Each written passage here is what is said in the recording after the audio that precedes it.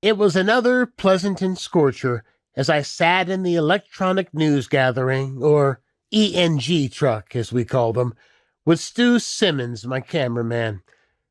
The truck's AC gave us a respite from the noonday heat if we were judicious in our usage. It would run down the battery if we left it on for too long. That was the last thing we needed.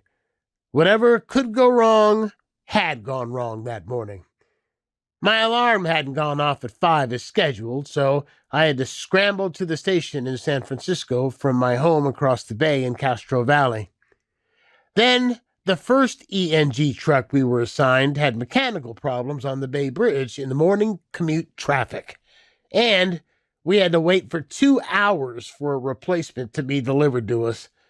This, of course, made us get to the Pleasanton site later than every other news organization in the Western world, resulting in a parking spot 4.5 blocks from our destination. The perfect start to the perfect day. My name is Topher Davis, and for years I've been an investigative reporter for Channel 6 in San Francisco, where I've reported on everything from political corruption to robberies to homicides. Stu, my producer, Mandy Lang, and I are now working under a different arrangement with the station.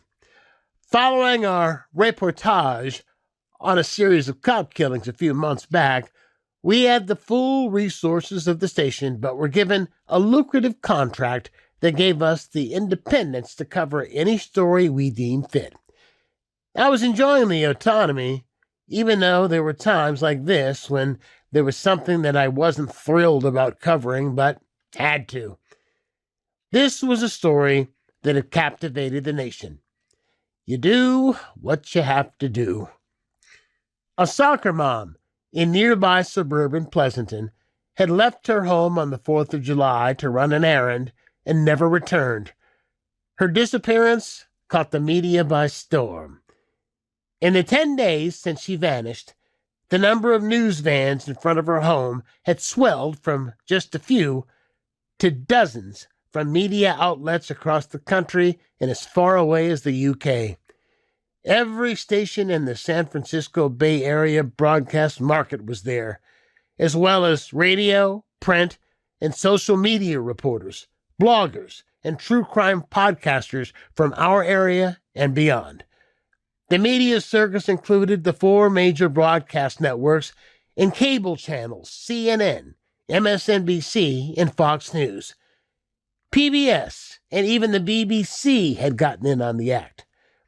Print journalists were adequately represented by the Associated Press, the San Francisco Chronicle, the San Francisco Examiner, the East Bay Times, the San Jose Mercury News, the Sacramento Bee, the Los Angeles Times, the New York Times, the Atlanta Journal-Constitution, the Philadelphia Inquirer, the Orlando Sentinel, the Washington Post, USA Today, and several alternative weeklies I'd never heard of. The story had devolved into entertainment and gossip with the National Enquirer, The Star, People Magazine, and Us Weekly present. The Today Show and Good Morning America were there, as were NBC Dateline, ABC's 2020, and CBS's 48 Hours. There were even documentary filmmakers from Netflix and HBO in attendance. Had I followed my initial instinct and passed on it, I would have been conspicuous by my absence.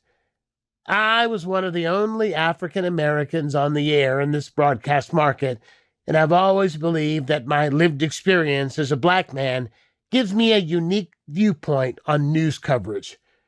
I can see the world through a lens most of the other reporters can't. That's what I like to tell myself, anyway.